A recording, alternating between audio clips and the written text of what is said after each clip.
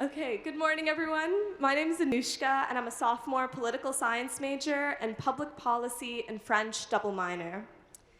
I want to start out by giving a huge congratulations to the class of 2026. As I'm sure you've all heard a number of times, it takes a lot of hard work and dedication to be at Carleton, and it's so exciting to see that you're all sitting here. It takes me back to this time last year.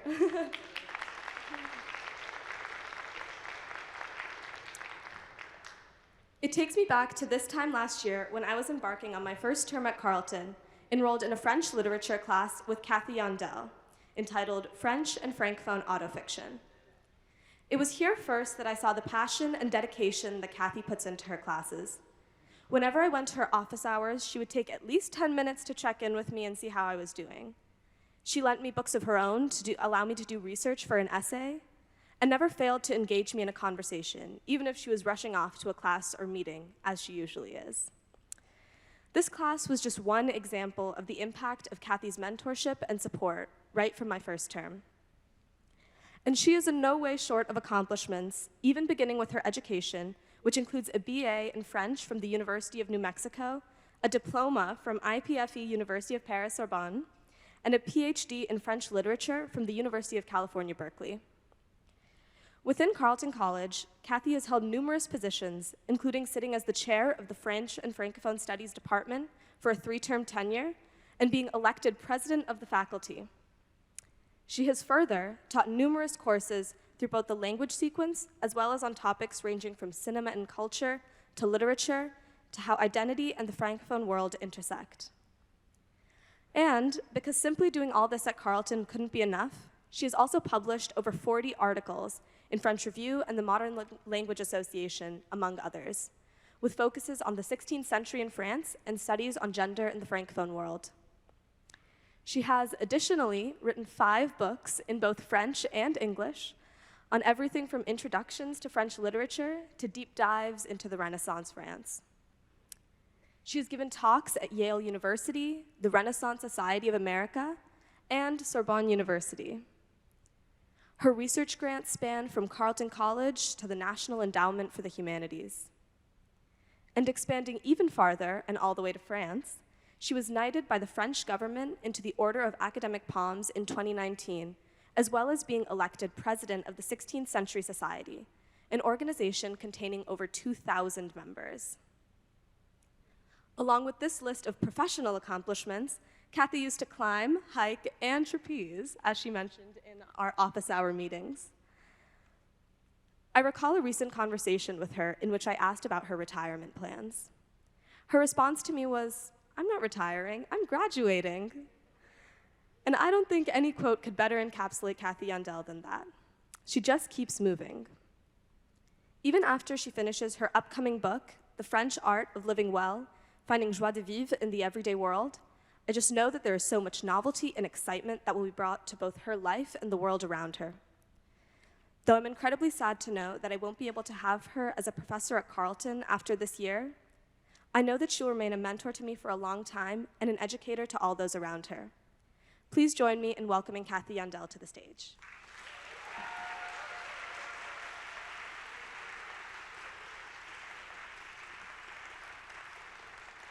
Thank you, Anushka, for that more than kind introduction. I almost didn't recognize that person. Welcome to the first-year students, and welcome everyone. Just so I have an idea of who's here, how many of you are first years? Vast majority, yay. How many are other students? Some still, thank you. Faculty and staff? Great, are there any community members? Thank you, I'm happy to see all of you here. One of our French majors said that he was looking forward to this talk because he wasn't convinced that I actually spoke English. Well, see what you think, Dawson.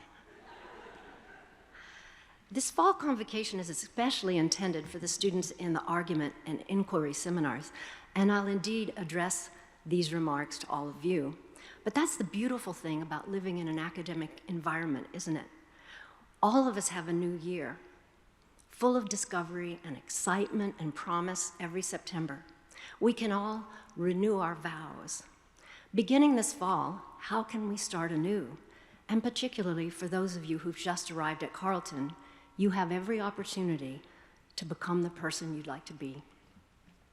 This fall makes for an amazing circle for me. As many of you begin your first year of college, I began my last year of teaching, as Anushka said. And I've now taught for, are you sitting down?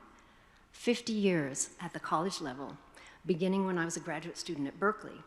And I gotta say, I've loved every minute of it. Well, maybe not those minutes at 2 a.m. when you're grading big stacks of papers, but almost every minute. Way back in the 20th century, when I was a first-year student, I went off to college with my brand new electric typewriter. Do you even know what that is? And I was thrilled to have the latest technology. Granted, you still had to toss out the page and start over if you decided to change a paragraph, or if you'd used too much correcting fluid, which you probably don't know what that is either. And you often ended up typing all night if it was a long paper that you finished the night before. Thankfully, we've come a long way. When I started college, my first paper was on Homer's Iliad. And because I didn't know what I could possibly say about it, I remembered the dictum, fake it till you make it. I just learned a new word, aesthetic, spelled with A-E at the beginning, of course. So I decided to write a whole paper that would somehow feature that word several times. And this is a word cloud of the paper. Not really, but you get the general idea. Years later, I found that paper and I realized that I had zero idea what I was talking about overall. But wow, wasn't that word aesthetic well placed? But before I get to the focus of the talk, I invite you to think about the reasons that you chose Carleton. Maybe it was the exciting curriculum, or the fabulous professors, or a particular program, or Carleton's unsurpassed reputation in Frisbee. Or maybe it was the kindness someone showed you when you were on your campus visit. You think I'm kidding? Oh, I forgot. Or maybe the arch of the Japanese bridge. You think I'm kidding, but if I told you how I chose my graduate school, have you heard of the classic film, The Graduate? Has anyone heard of that? So I saw that film, and I saw the University of California, Berkeley, and there was the most beautiful fountain you've ever seen, with water coming out of the statues, and the characters, it's a very countercultural film, and the characters kept walking by this fountain. So I chose Berkeley, and when I got to Berkeley, I went immediately to Sproul Placid, where they told me the fountain was, and it was this concrete, horrific, boring fountain. And I said, well, where's the fountain? They said, this is the fountain. And I said, no, the fountain that was in The Graduate. Oh, didn't you know? That's at UCLA. But I learned a few years ago that it's not even at UCLA, it's USC. But there are some crazy reasons for choosing your college. But more seriously, a big reason you probably chose Carleton is that it's a liberal arts college. Practically speaking, liberal arts are today synonymous with a capacious and well-rounded education. Most of you came to Carleton desiring just that. A few of you may want to spend every waking hour doing computer science or reading English literature, but your advisors will nudge you to reach beyond what you already know and what's comfortable. I know humanities majors who were initially terrified of having to do lab work, and STEM majors who were terrified of writing long essays, but you'll have the opportunity to sample the humanities, the arts, the sciences, and the social sciences. They will each help you grow in different ways, all of them valuable. But to explore the meaning of the liberal arts, it might be useful to think about the ways that learning has been shaped over the centuries. To do that, I'll draw on a few medieval and early modern thinkers, and then try to see what that might mean for us today as we begin the new year. Bodies of knowledge. What are bodies of knowledge, or collections of knowledge? I'd like to address them in three different contexts. First, knowledge as it has been imagined and embodied, that is, what shapes has it taken on? How have disciplines been construed? Second, human bodies of knowledge. And finally, community bodies of knowledge. Along the way, I'll throw in a few personal anecdotes, since learning is, to quote Althusser and Derrida, always already connected to the human. The materialization of knowledge. One of the forms that knowledge has assumed is the tree of knowledge. When I went on the internet to find more examples of trees of knowledge beyond the ones I already knew of, I came across a rather different one. Trees of Knowledge Cannabis Delivery Service in Sacramento, California. Not exactly what I had in mind. But the classic Tree of Knowledge makes one of its first appearances in the Garden of Eden from the Book of Genesis, and one of its most recent cameos in the video game Merge Magic. But for today, we'll be less interested in the origins of sin or virtual enchanted trees, and more drawn to some ingenious ways of representing the various elements of human knowledge. The first such representation we'll investigate is by Herod of Landsberg, who was abbess of a convent in Alsace, an area that is today, as you know, in France, near the German border. She was the author of Hortus Deliciarum, The Garden of Delights, an illuminated manuscript from around 1185 that distilled the nectar of various flowers plucked from Holy Scripture and philosophical works. It was intended for the edification of the nuns and others in the abbey, and this illumination depicts the flowers of knowledge, which look a lot like a rose window. Let's look a bit closer. Philosophy is the figure in the middle. Philosophy, the queen, sits in the center of the circle. To philosophy's right is an inscription. 7 streams of wisdom called the liberal arts flow from philosophy, and the philosophers will love this one. The legend in the center circle reads, I, philosophy, lay out 7 arts which are subordinate to me. By them, I control all things with wisdom. The 3 rivers emerging from philosophy on the right, you're probably familiar with this. They're called the Trivium. The 4 others on the left form the Quadrivium, and here's what that breaks down into. So what I found interesting about this is their origins, right? The origins are language and thought for grammar, rhetoric, and logic. And the origins are harmony and matter for arithmetic, geometry, music, and astronomy. Below philosophy, seated at desks, are, of course, Plato and Socrates, the consummate teacher philosophers. The idea being that once you study the liberal arts, you have an obligation to help others learn. Each of the 7 arts holds something symbolic. Grammar, at 12 o'clock, holds a book and a whip. Don't you love it? No split infinitives. The text reads, through me, all can learn words, syllables, and letters. Dialectic, who sits at 4 o'clock, points with one hand and holds a barking dog's head in the other. The text reads, I allow arguments to join dog-like in battle. In short, you can't truly understand an argument unless you've examined the counter-arguments. Mathematics at 7 o'clock holds a cord with threaded beads like a rudimentary abacus. The text reads, I base myself on numbers and show the proportions between them. Astronomy at 11 o'clock, oops, there they are. Astronomy at 11 o'clock points heavenward and holds in hand a magnifying glass or mirror. The text reads, I hold the names of the celestial bodies and predict the future. And as many of you probably know, astronomy and astrology were considered the same discipline in the Middle Ages and even through much of the Renaissance. Below the circle, at the bottom of the screen, are 4 men seated at desks, poets or magicians, beyond the influence of philosophy. Maybe that's why Plato didn't want any poets in his Republic, right? Because they're not under the tutelage of philosophy. Poets can be guided by impure spirits, producing only frivolous poetry or magic spells, far from the Holy Spirit. In this model, the allegorized female bodies provide a corporeal image of the beauty of knowledge, and the crazed poets and magicians outside of the realm of wisdom warn us that all good things will come only from those who study. I'm going to repeat that. All good things will come only from those who study.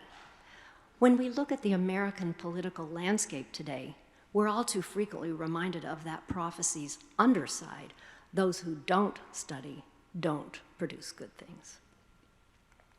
A second physical rendering of knowledge, also drawn from nature, was completed in 1296 by the Mallorcan writer, philosopher, and polymath Raymond Lull, or known in Spanish as Raimundo Lulo, known in Spanish as Raymond Lull, and other languages, no doubt. His Arbor Scientiae, shout out to Clara Hardy for the pronunciation, the tree of knowledge or skill comprises 18 roots, which relate to 9 transcendent principles such as goodness, power within reason, wisdom, and virtue, and 9 principles of art. And I found this interesting how they were grouped. Difference, concord, contrariness, beginning, middle, end, majority, equality, minority. The top of the tree is made of 16 branches representing the different domains of knowledge, such as grammar, nautical arts, carpentry, law, medicine, and of course, philosophy. These trees of knowledge form a cartographical territory, helping individuals to situate themselves as part of a human intellectual collectivity. They also remind us of the evolution and creation of disciplines. What is missing? What has not yet been imagined, from environmental studies to computer science to sociology. The final vegetal body of knowledge I like to share with you today is the tree of knowledge from the first bona fide encyclopedia in the world, published in Paris in 28 volumes by Diderot and d'Alembert in the 18th century. Although several encyclopedic works had already appeared in China, Germany, England, and elsewhere, nothing on the scope of the encyclopédie had ever been done before. It was the most revolutionary moment in the history of the dissemination of knowledge since the invention of the printing press in the 15th century. No longer would books containing troves of wisdom lie only in monasteries, in royal circles, and in the homes of nobles. And you have the opportunity to see one of the first editions of this marvelous work in Carlton's own rare books route, my banned books, because it was banned for a while, because it contained some things that the Catholic Church didn't like. You can see that by making an appointment to go to Rare Books. You'll be dazzled. It's a work of beauty. This tree of knowledge is different from the medieval illustrations we've just seen in that it shows the different etiological or originary roots of the discipline. The 3 governing ideas are memory, reason, and imagination. From memory, we have history. From reason, we have philosophy and the sciences. And from imagination, we have literature and the arts. I'm not going to go there yet. These material images provide a powerful metaphor as they rehearse the human desire for order, classification, and unity. Even today, we talk about genetics as a branch of biology, or the linguistic branch of anthropology. However, the taxonomy of a tree no longer serves all of our contemporary purposes, and we're now using more complex visualizations, such as the rhizome or network, which provide new lenses for understanding the world around us. That also involves intersection and cross-fertilizations of ideas and disciplines. So what is a rhizome? Well, that depends on your discipline. The term originated in botany as a complex root system, in philosophy as the connectivity of things. The French philosophers Deleuze and Guattari developed this image for philosophical thinking. And in literary and cultural studies, it's taken on even another form of poetics of relation. And a Caribbean poet who just died recently, Edouard Glissant, he looked at the figure of the rhizome to see the connections in the colonial world between past, present, and future. Kira Baker Doyle, a professor at the University of Illinois, Chicago, has created a personal network of knowledge. scholars in different disciplines with whom she exchanges ideas on educational philosophy. And here are some radial convergence maps that can be used to project everything from climate change to developments in the crypto market. Networks embody the contemporary concepts of decentralization, multiplicity, interdependence, and interconnectedness. All these examples, from flowers to trees to rhizomes and networks, help us to visualize the connections among disciplines and ideas and to explore the myriad ways of thinking that led to their creation. The human body. If we imagine that our bodies don't hold much sway in our academic lives, we should think again. Let's start with language. So much of our vocabulary about learning is linked to body parts or bodily movement. You keep an eye on the thesis, you put your finger on the issue, you keep your nose to the grindstone, you hand in a paper, you touch upon a question, you speak to a problem, you struggle with a concept, you kick an idea around, point to an argument, wrestle with a problem, run an idea by someone. And speaking of running, have you ever thought about what a cultural marker that is?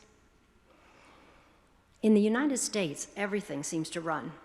Computers and refrigerators run, for example, whereas in France, they walk, marcher. In Turkey, they try or work, çalışmak. In Japanese, they move, ugoku.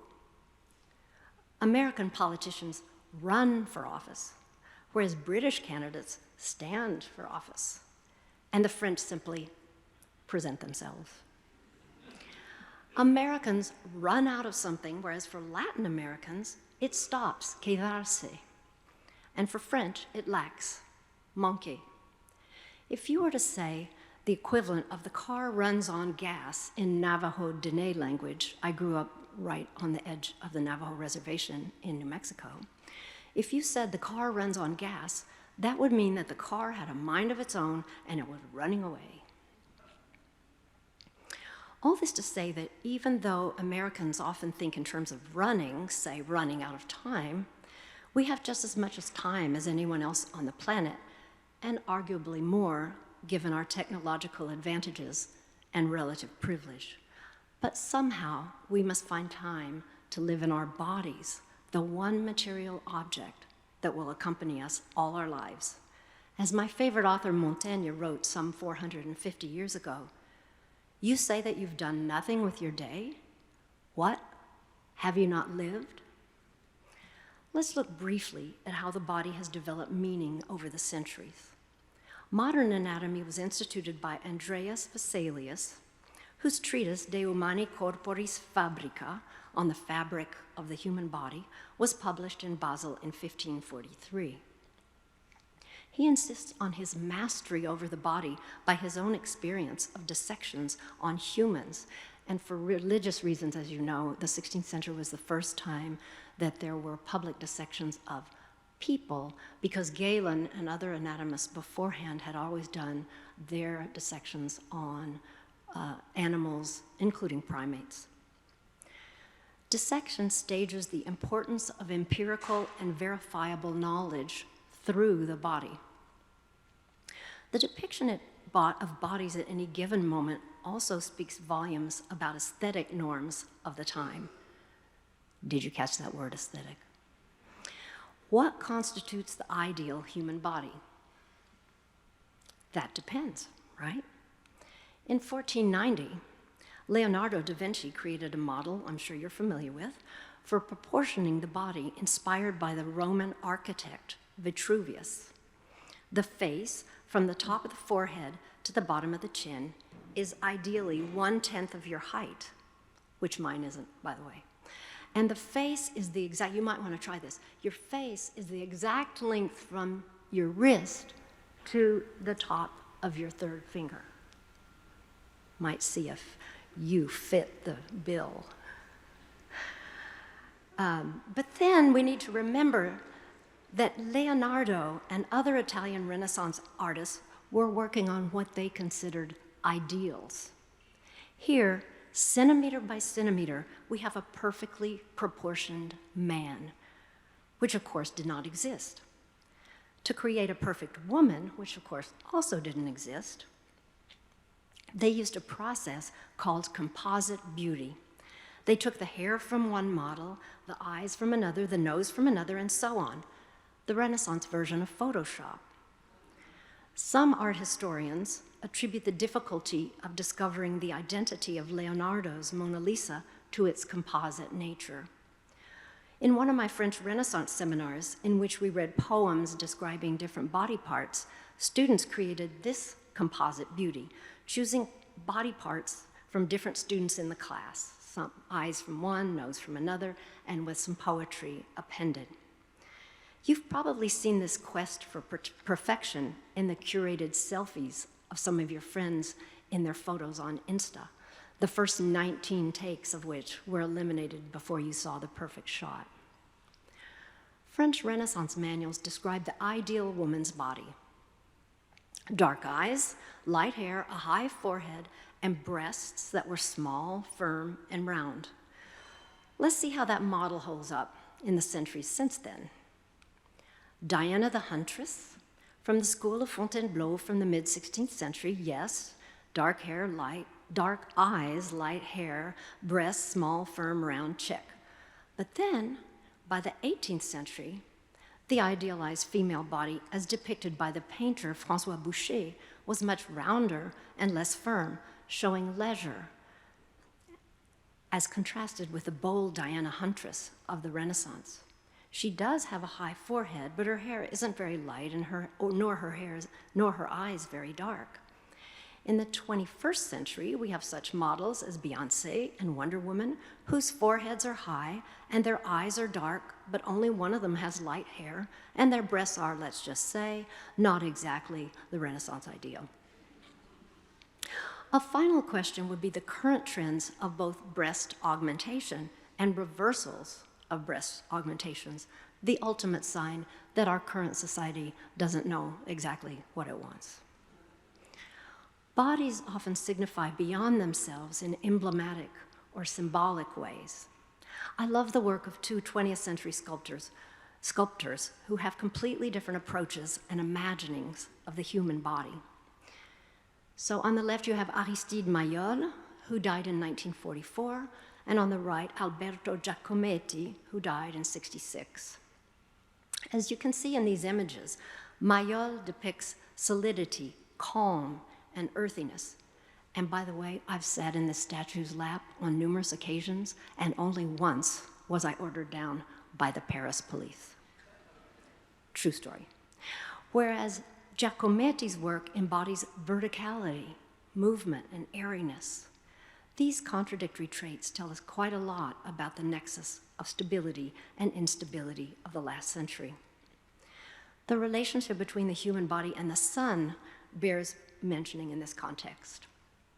In ancient India, as you probably know, the Surya Namaskar, or sun salutation, was born.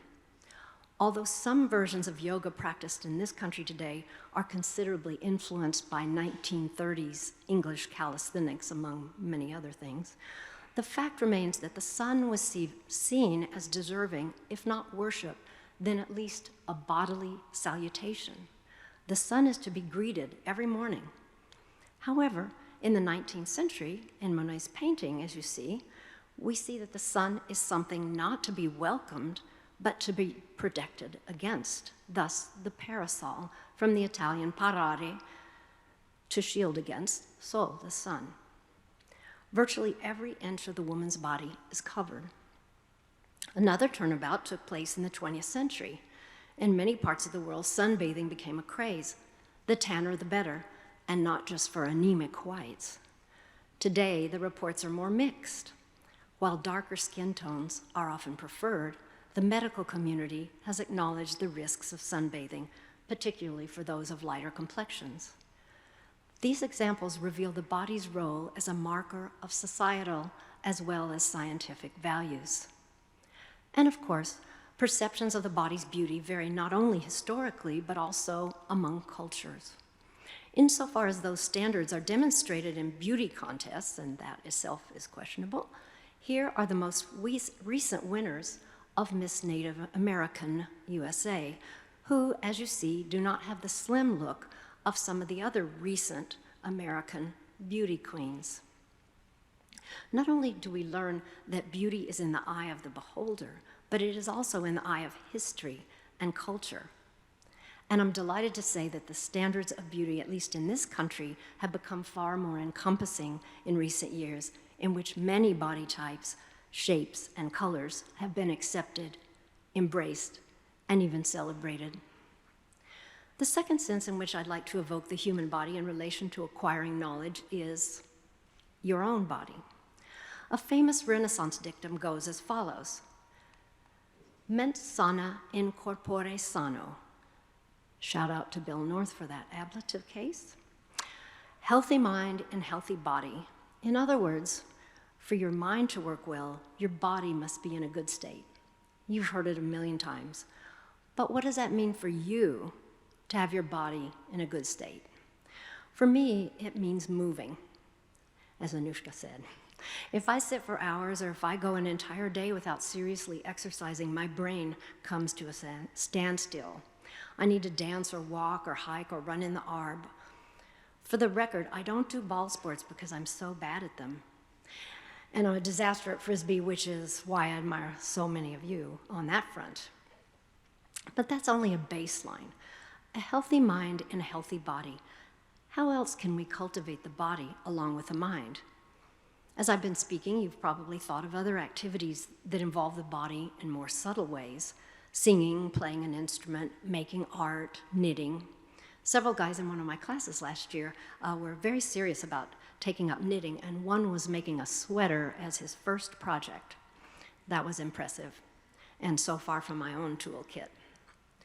Last year, I taught a class on the human body in the Francophone world, and one day I asked the students to come in. We reserved the gym, and I asked them to come in and teach something that they knew how to do with their bodies. It didn't have to be athletic at all, but to teach that to the rest of the class. And here are some of the things that they taught us.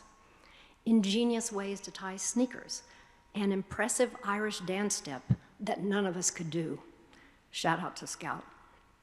An elevated lotus position, a hip-hop move, a string game, a fancy ballet jump, a martial arts warm-up, a swing dance pattern, how to shoot a hockey puck, and the list goes on. The point is that each of you can do something unique with your body and teach a little bit of what you do to your friends, which brings us to the third body of knowledge, the community. We speak of the Senate as being a legislative body, and we also refer to the student body. I'm encouraging us to consider this, all of us, as a body of knowledge, a community of people with whom we share and from whom we learn. It's also a body that lacks knowledge in certain areas. Let's collectively banish the fear of admitting that we don't know or that we're wrong. We're all there sometimes. If you're learning a language, or if you're new to a discussion class, please don't be like me when I was an undergraduate. I was afraid to speak French in class because I was afraid I was going to massacre that beautiful language. But that's precisely how you learn. You've heard this before. It's like the statistics. In a basketball game, we miss 100% of the shots that we don't take. And did I make some memorable mistakes in France? Maybe some of you have made some memorable mistakes in other languages yourselves. I'll just give you a few examples, but there are many more. One is getting a little warm in the room, and so I say, "Je suis chaude." There's laughter here.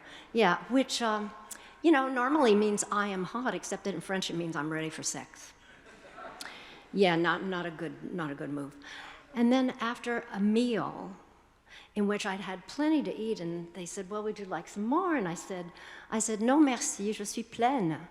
No, thank you, I am full, except that means in French, as some of you who are laughing know, I am a pregnant animal.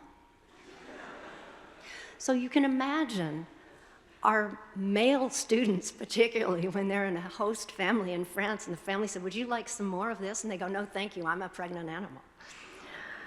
But my best one, really, the very best one, was when we were talking about the different additives to foods and how there are so many fewer chemicals in so many fewer chemicals in French foods than American foods, fewer additives and fewer preservatives. So, yes, you see this coming.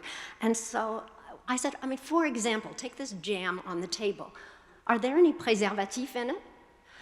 Turns out I had just asked, are there any condoms in this jelly? The answer was no, there are not.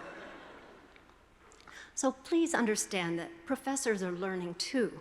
We may be bringing to the class something that we just learned, like the night before, or that we've just thought about in a new way. We share our learning, but also our questioning, and we learn from you. At Carleton, there's a dynamic exchange among students, professors, and staff, between students and other students. There's so many communities of learning here: classrooms, library, labs, sports teams, civic engagement projects, music, theater, dance groups, and the list goes on.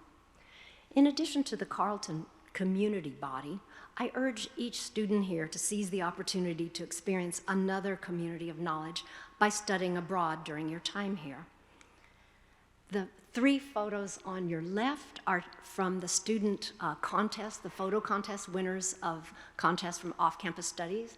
The one on the right of the fountain is by the eminent photographer Mark McNeil, who happens to be the father of my children.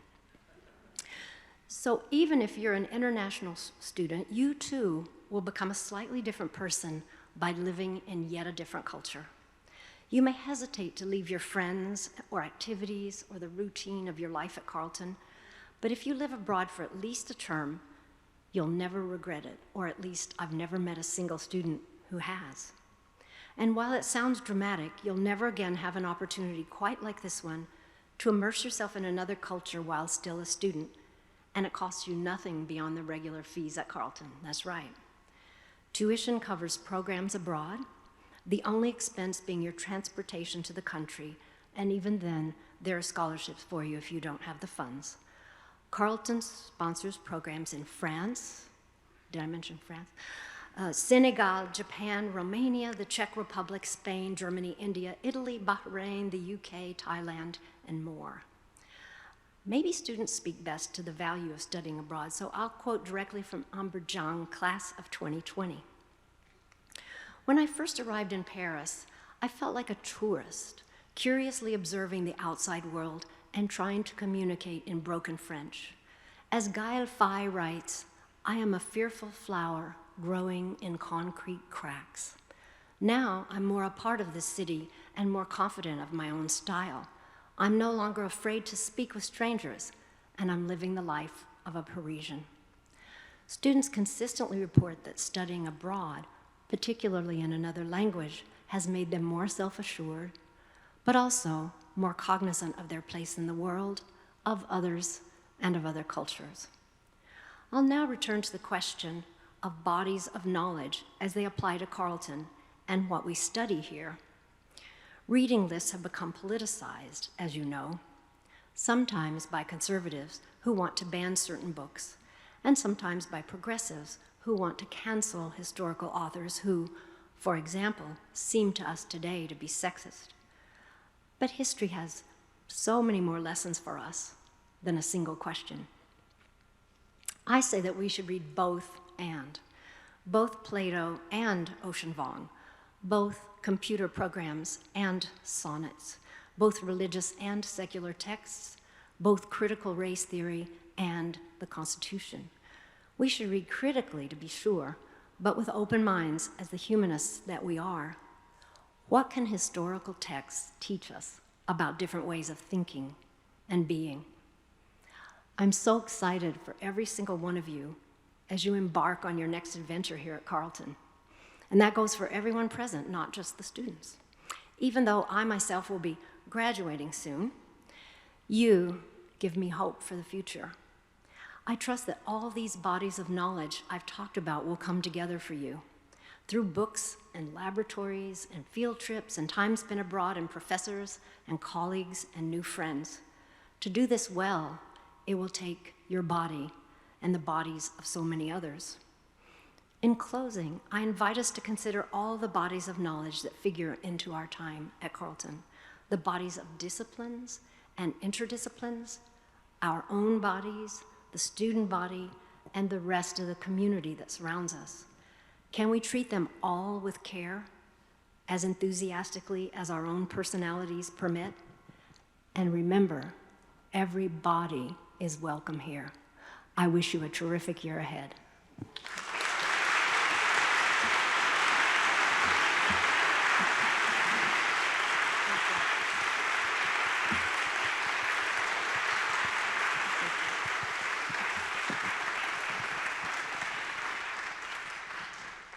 Merci beaucoup. I'm sorry, I just had to get that in. De And rien, I'm sure Noël. that Sharif is going to help me out as well. Okay.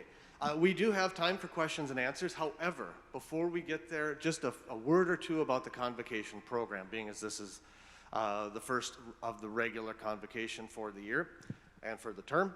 So first of all, thank you very much for being here. If this is your first Convocation, please don't let it be your last Convocation. How do we find wonderful speakers every Friday, 8 times a term? We need your help. They come from you, from suggestions. If you would like to suggest a speaker, please go to the Convocation webpage and you'll see a box you can click on, a link to submit a suggestion. It then goes to a committee who reviews them. We see if we can afford them, and hopefully we get them in. And again, you can just email me if you have a suggestion, nponder@carleton.edu, but the form is way better. I'll be more likely to look at it. I tend to bury my emails. Confession time. After the confession, after the Convocation ends, we have the Convo Luncheon. This is an RSVP event. Today we're pretty full up, but please go to the Convo page. If there's a speaker or speakers that you would love to enjoy the luncheon with afterwards in the Alumni Guest House, there's a little button, RSVP, makes it so easy. Click the button, name, email address, a thing or two, and you're in. There's a misconception about the Convo lunches. I'd love to clear up that they're stuffy, they're uncomfortable, I have to talk. No, no, no. They're fun, they're engaging, they're casual, and we would love to have you there. So again, go to the page, find a speaker or speakers, RSVP button, click. You're on the list. And now, let's see, anything else I needed to talk about? I don't believe so. So at this point, let's open up for Q&A. I've got a microphone, raise your hand. For those in the balcony, you're gonna have to shout it out because I'm not chucking the mic up there. And I might need your help, Cathy. If you see a hand up there, please let me know. In the meantime, who'd like to start us off?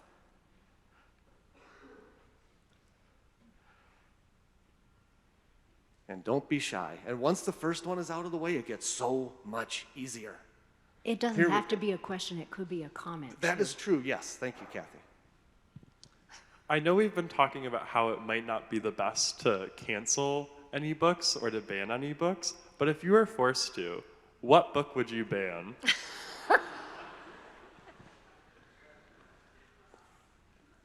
Oh, wow. I'm teaching a course on banned books and I never considered that question. Yeah.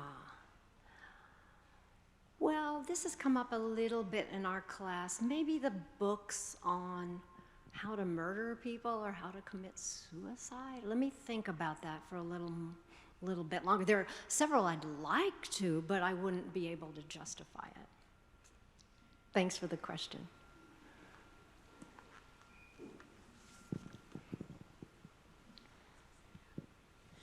So you said you were on the Aristide Maillot statue and you got chased off once, but how long were you able to sit on the statue before the gendarme came? Long enough for a picture. Actually, I'm going to tell you the absolute truth about that. I had to cut the lecture. My first version was much longer, and the true story of that is that I wasn't ordered down from that statue. I was ordered down from the Statue of Liberty in the Jardin du Luxembourg. But I have sat on that statue's lap many times.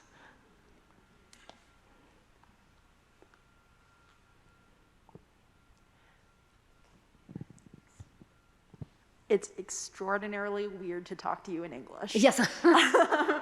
But I guess my question is more one of curiosity. What about bodies specifically interested you? Where did that come from? What was the initial interest, the spark that made you decide to delve deeper into the research, the knowledge of specifically bodies, this bodily, yeah.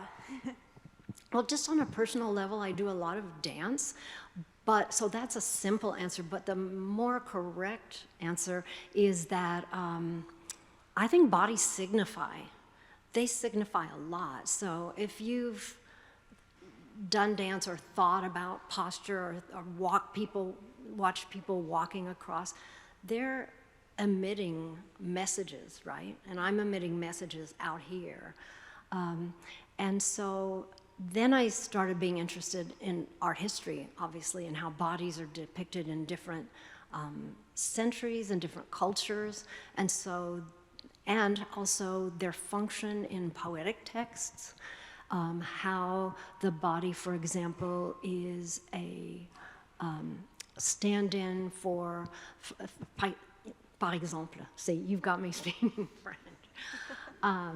The king is the head, right, of the political body, and all these different uses of the body in texts and iconography. So thanks for the question. Thanks.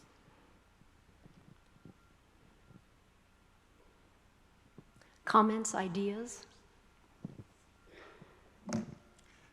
So you spoke about off-campus study and travel and kind of moving your body through space.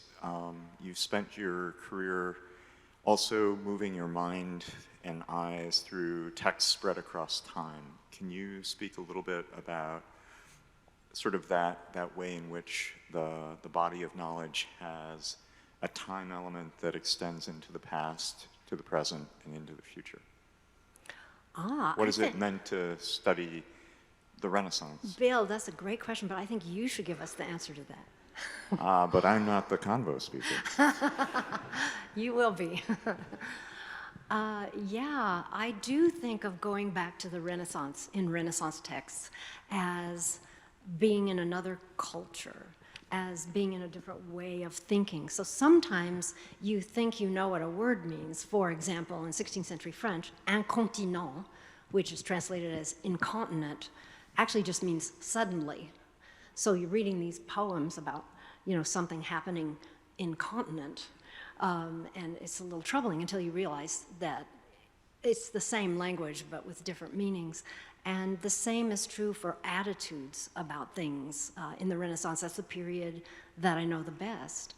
But I think it's a little bit like Edouard Glissant's Rhizome, right? That there is this sort of root system in which I can see some of the kind of preoccupations of contemporary France with the human body. I mean, if you go there, people don't do it today, but as Aska was saying the other day in her lecture, when she came to her first lecture in the United States class, some students were wearing pajama bottoms, which did not strike her as being very respectful.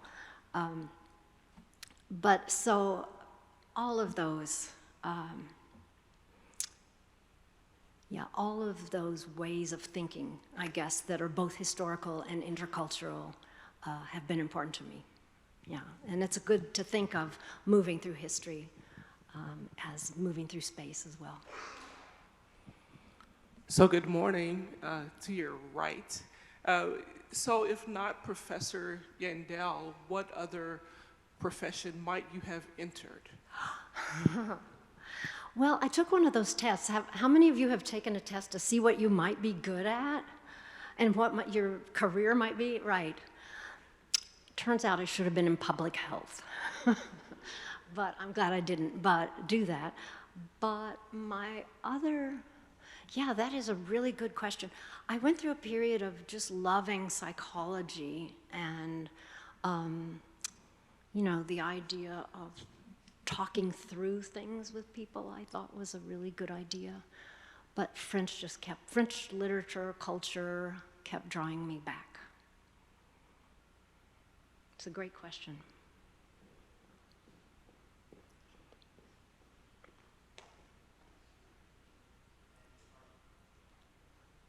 Oops. So you taught for 5 decades.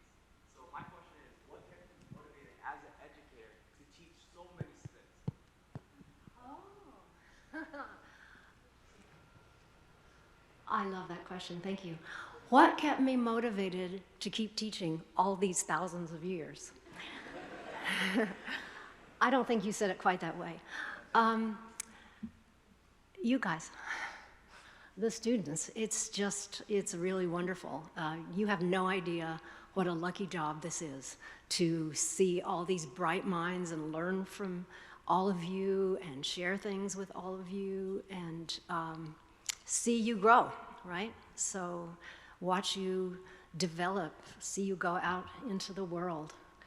And also, I guess to get back to Carolyn's question, what I really wanted to do for all my life was be a student, and that is what I am.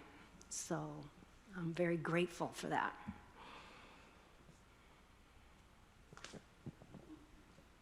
Learning new stuff. Is this working? I was wondering, since you specialize in the Renaissance, and that's like a period during which the understanding of the human body changed considerably, and you also talk so much about language metaphors for body parts, are there any metaphors that changed significantly? Like, say for example, whether the heart is the center of thinking or whether you're the head because you're doing the thinking. Yeah, that's a good question. The heart, it's very interesting, is more associated in the Renaissance, for example, with courage. And there's a word, virtue, which comes from the Latin virtus, right? Vir, man. So virtue, the heart and virtue are very related. And we tend to think of the heart as being emotions, right? And where I hold my dearest thoughts. But for them, that was, well, I suppose actually when you think of it, the lion in The Wizard of Oz wanted a heart too, didn't he? A lot of the things are the same. If you look at Petrarchan poetry, you have the eyes, the hands, and the hair of Laura, for example. So those are the sort of, erotic is a little too strong, but those are the parts that Petrarch writes his sonnets about that then become metonymic for Laura, his beloved. And I think those elements don't have so much importance later on in French poetry as they did in the Renaissance. I don't know if, that is a really good question though, Jyoti. I have to think about that some more. All right, so now that you have a very long sabbatical coming up, what are your plans? Oh, too many. So I want to maybe do some more different kinds of teaching. My book that's coming out next spring is called The French Art of Living Well, Discovering La Joie de Vivre in the Everyday World, and I had a lot of fun writing a book without footnotes. It was just fabulous. Because usually you have to go back and check and make sure that you're right, but here it was just my opinions, right? So I liked that kind of writing. I definitely, because I will probably be back in New Mexico, have to work a lot on my Spanish. So that needs a lot of dusting off to be better, and I want to keep moving. Hi, let's talk about race class. And just yesterday we were talking about how boarding schools forced so many indigenous people to fit in white men's image by forcing them to cut hair and dress up as white men. In French 351, you talked about composite beauty, and that picture was a white female. So my question is, do you still think that people are forced to fit in this so-called picture of white beauty? That is such a good question, and my sense is, and I can be corrected on this, which is why I absolutely wanted to show people like Beyonce, is that I think that that's changing in this country. And I think that, there are even some movie star type people who are giving themselves darker skin, for example. So I think your question is really important, and I'm sure that that still exists, but I do have hope that this, as I was mentioning about the different body types and shapes and all that, I do have hope that our collective images are becoming more eclectic. And I think that's absolutely necessary.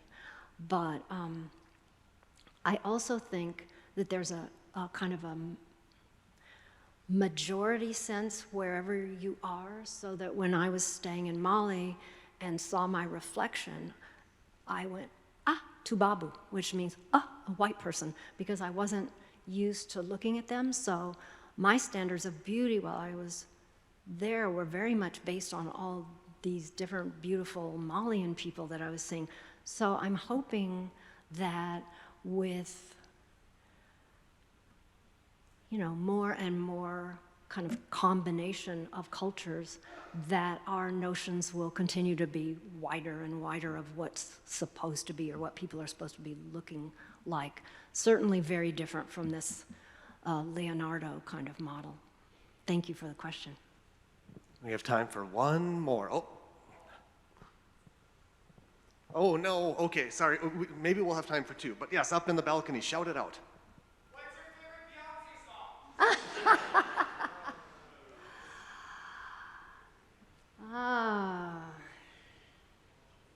I like a lot of them.